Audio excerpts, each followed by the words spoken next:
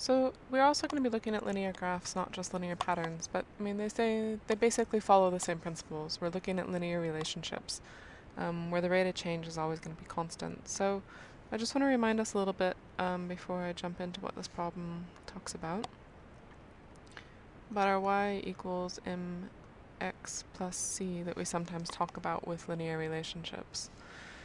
Remembering that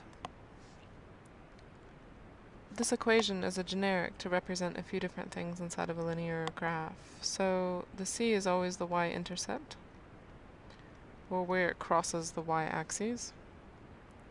The m will be your gradient.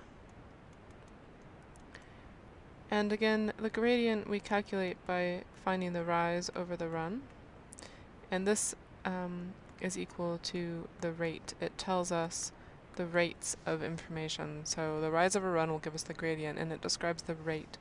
And what we mean by that would be the rate of change. So how quickly the line is increasing or decreasing. And again, our y-intercept is where it crosses the y-axis. And this often tells us our initial amount when we're dealing with context problems or word problems, so what we start with. Can also be referred to, like if it was a taxi rate problem, that might be a flag fall, like how much do you get paid just for, or how much you have to pay just to get in the taxi, and then in addition you'll have to pay for however many kilometers they drive you. So it's an initial amount. And if we keep that in mind, we can use it, use that information to help us write these rules. So, the graph shows us the amount of water in a reservoir during a period of drought where there was no rain. The water is measured in liters and the time is measured in days. So we can see that we've got days along here. This is our time axis along the bottom. And this is our water. And we're measured in liters and days. And the first question they've asked us is, find a rule to express the relationship between the amount of water left and the number of days. So finding a rule, that's basically that we want to find an equation that we can use to describe that line. So we're going to use our y equals mx plus c format to help us figure out what this is.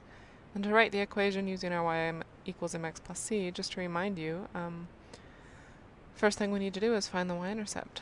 So our y-intercept here, we look at to see where it's crossing the y-axis, in this case at w-axis, and we see that that is at 3,000.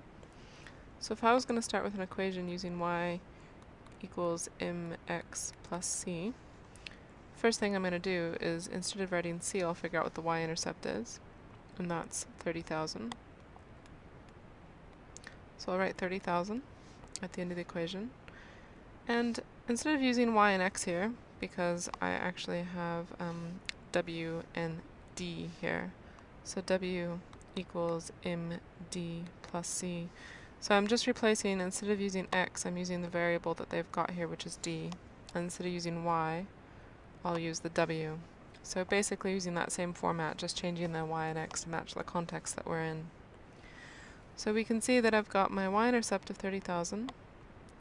And then I need to figure out what my gradient is, and I'm going to always times that by my x variable, in this case, the d for days. So my gradient I can find by doing rise over run. And if I take a look at this, one way to do that is start at the y-intercept, and then look on the graph and see the next place that the line actually goes exactly through a grid axis. And it looks like it's just going through every single grid axis as it goes along. So we'll pick the 2 points that are closest together here, that fall on the grid axes of the graph there. And I'm going to figure out my rise over my run. So rise over run to get my gradient. And let's think about this. Starting at the y-intercept, do I have to rise or actually fall down here? It looks like I need to go down. So I'm going to go down by a little bit, and then my run. So my down, how far down is one little grid there?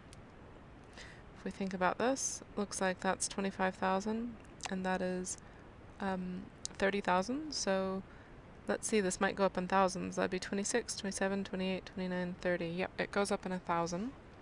So that first fall there is by 1,000. and negative 1,000 because it's going down. And then my run on this particular graph, let's look to see what it goes up in. 50 is here, so 10, 20, 30, 40, 50, yep. This goes up in tens.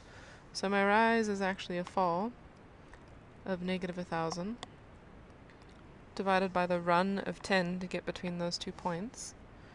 And here I get negative 100. So my gradient is negative 100. Times that by d. Again, you don't have to write the time sign, it is invisible. And we'll put the w out front. So there's my equation. W is equal to negative 100d plus 30,000, using my y-intercept and my gradient to find that rule. So if we go on with the problem, how much water is there initially in the reservoir? Well, that's just putting into context what we see from the graph. If we go back to the days, the very first day, that would be the initial or the start. I can see that there's 30,000 liters of water. And make sure that you use your units. Next question for us is, when will there be half the water left? Okay, well, what did we start with? We start with 30,000. So half of that, we'd divide by 2, we'd get 15,000. Right? Oh, sorry. Divide by 2, and we'd get 15,000. So I want to know, on what day do I have 15,000 liters? One way I could do that, potentially, is actually come up to the graph. 15,000 liters is here.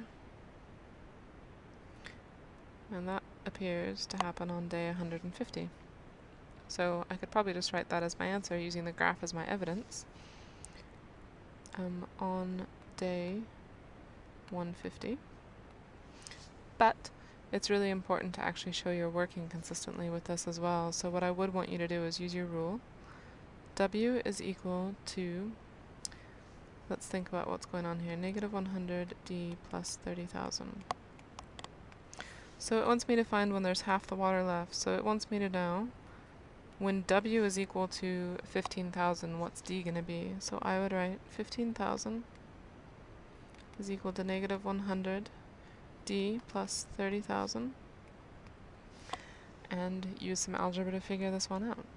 So let's see, I want to get d by itself, and again, you could use your calculator to solve the equation if you wanted, and we can also use table to solve for this. I can show you guys that at another point, but it's easy enough by hand. So 30,000, subtract from both sides, get negative 15,000 equals negative 100d, divide by negative 100, divide by negative 100 on both sides. Our negatives cancel, and we're left with d is equal to 150. So 150 days, including our units there. So again, I can confirm that by looking at the graph, but I'm also showing evidence of using my rule, which is very important to do. So make sure you show that substitution. How many days will the water in the reservoir last for? So what's it asking there? I think that's asking for, like, on what day do we run out of water? So think about that line continuing on. When would it hit 0? When would I have 0 water left? So what information am I given here? I can't read it off the graph. I've got my rule. W is equal to negative 100d plus 30,000. So is that W or D that I've been given? When there's no water left in the reservoir, that is when W is equal to 0. So let's solve for that. Replacing the W with 0, I'll write out my rule. Plus 30,000. And I'll just subtract the 100d this time. Sorry, add it. Subtracting there, so I'm going to do the opposite. 100d is equal to 30,000. Divide by 100, divide by 100, and d is equal to 300. Oops. 300 days. So the water will last us for 300 days. And they're asking me a question here. What is the rate? What is the rate of water loss? So in context, when they're talking about word problems, if you see that word rate, you should be thinking, ooh, that's probably the gradient. They're wanting to know how much water is lost per day, and per being another huge hint there. Those two words are very important for us. So really what they're looking for here is our gradient, which conveniently we've already calculated. And if you didn't calculate it by hand and you'd done it with your calculator, it's okay, you've still got it in your equation. If you notice that you've got W is equal to negative 100D plus 30,000, well, that negative 100D, that negative 100, sorry, that's your gradient. So my gradient is equal to negative 100, and so let's put that into context. The reservoir loses 100 liters per day. And that unit, liters per day, is really important to use. And how we get our units for the gradient, I'll put this up here with the other one. So the units of the gradient are always going to be the units of the y-axis per units of the x-axis. And so you just have to replace what is on the y and the x-axis, and that comes from the rise or the run. So the rise is first, and my units on the y-axis in this graph are liters. So I'm going to say liters per, and my units on the x-axis are day. So that's how I would know what my units are for the gradient. So that is a good way to look at kind of some key information to remind ourselves of. When we've got our linear equations, remember we're going to have a rate in there, it's the gradient, and that's always going to be with the x-axis or with the variable, the x variable. So it's like negative 100d, or if there's an x in there, then it's going to be the number with the x. And the constant that's added at the end, that's always going to be your y-intercept. And again, the y-intercept in context represents when you start, what your initial amount would be. And the gradient will represent the rate of change, like how quickly the graph is either increasing or decreasing. And we'll look at the next part of that question in the next video.